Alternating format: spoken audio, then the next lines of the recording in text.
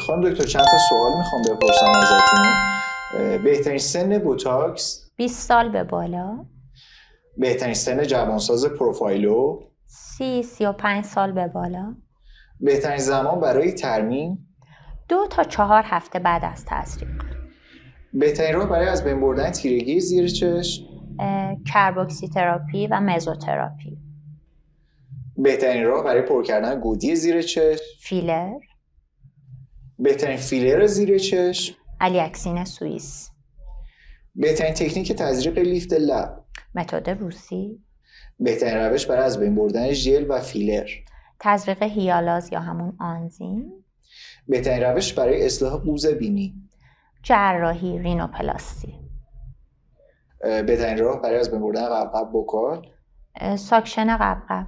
بهترین مدل کانتور صورت چیه؟ برای هر کسی متفاوته.